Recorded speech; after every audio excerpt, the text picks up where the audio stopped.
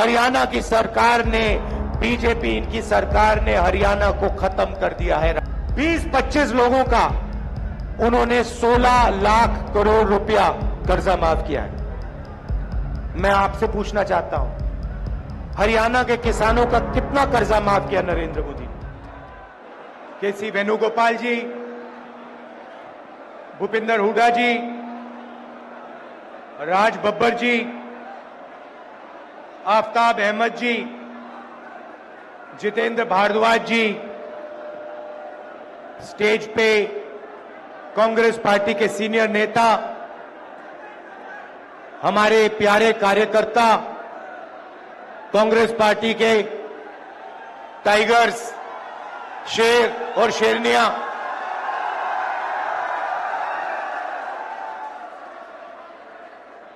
भाई और बहनों, प्रेस के हमारे मित्रों, आप सबका यहां बहुत बहुत स्वागत।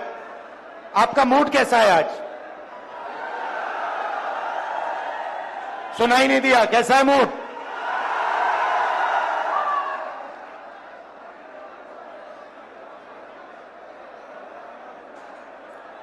कांग्रेस का जो कार्यकर्ता होता है ना, जो यहां पे आज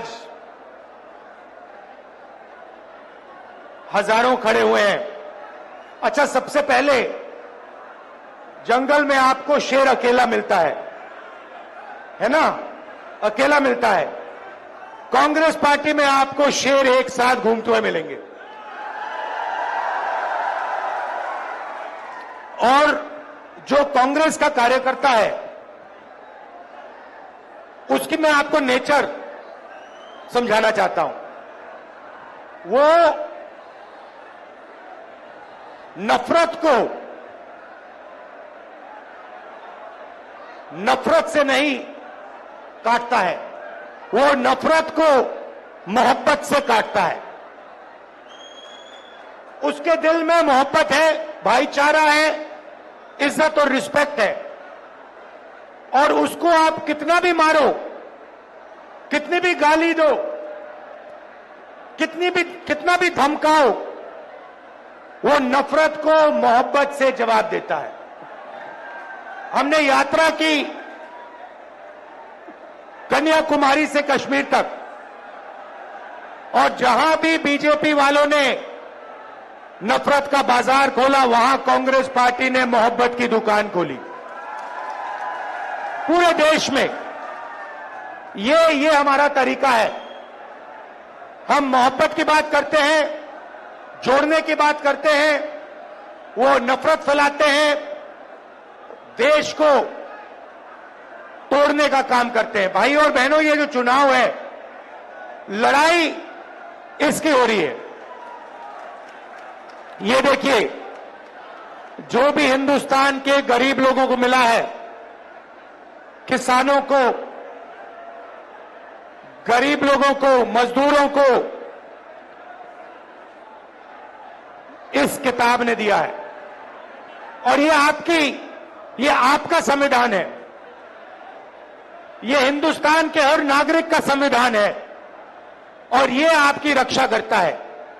इस संविधान को, अंबेडकर जी के संविधान को,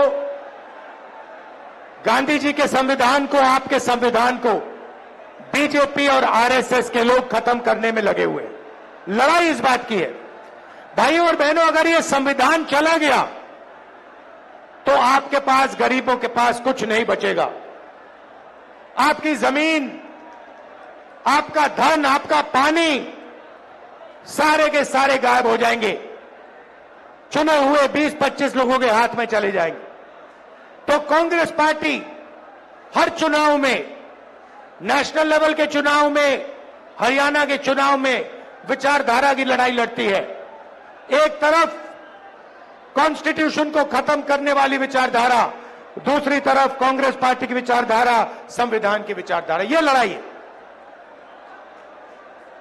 अब हरियाणा के बारे में थोड़ा सा बोलना चाहता हूं। कुछ दिन पहले मैं अमेरिका गया। अमेरिका में हरियाणा के युवा मुझसे मिले।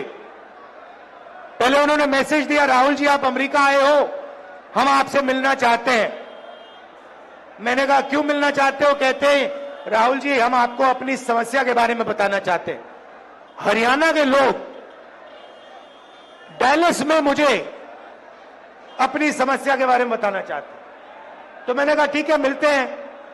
डैलस में मैं 20-25 हरियाणा के युवाओं से मिला और उन्होंने मुझे बताया राहुल जी हम भागकर हरियाणा से भागकर अमेरिका आए हैं। आप क्यों गए? क्योंकि हरियाणा में हमें रोजगार नहीं मिल सकता है। हरियाणा में महंगाई की इतनी चोट है,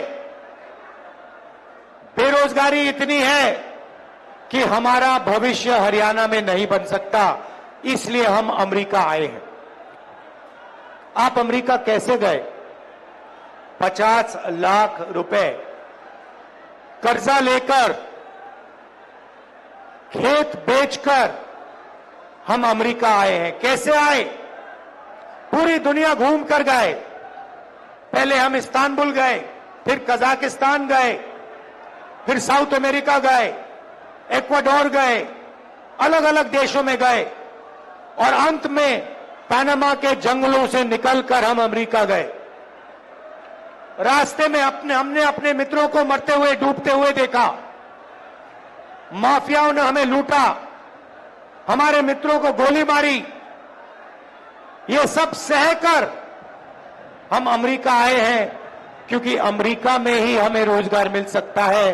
हरियाणा की सरकार ने, बीजेपी इनकी सरकार ने हरियाणा को खत्म कर दिया है राहुल जी। यह सच्चाई है। आपको अगर हरियाणा में रोजगार चाहिए तो नहीं मिल सकता है। हरियाणा के युवाओं को सिर्फ अमेरिका में आज रोजगार मिल सकता है, हरियाणा में नहीं मिल सकता। बड़ी बड़ी बातें होती हैं।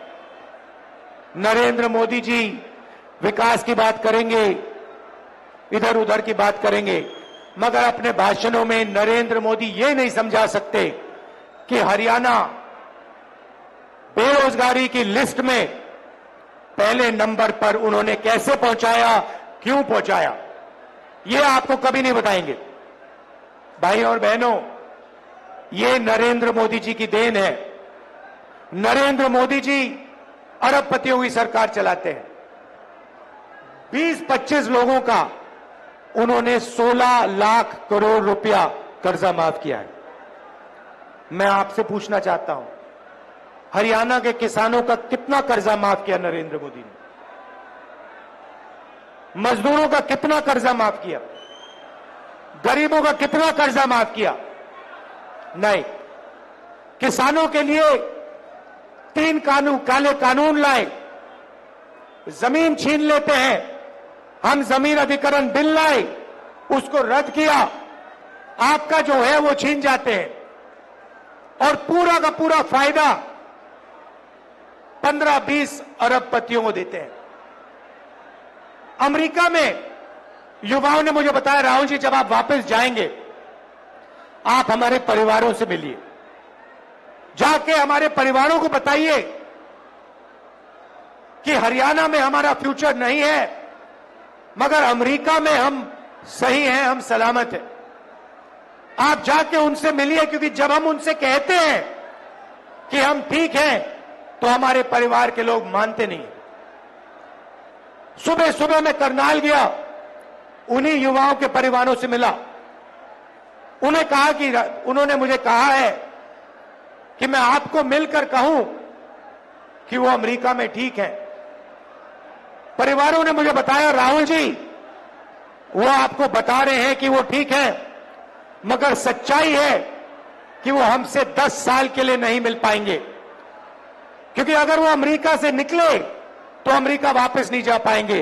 राहुल जी सच्चाई है कि जब यहां किसी की मृत्यु होती है तो वो युवा अंतिम संस्कार करने नहीं आ पाते हैं।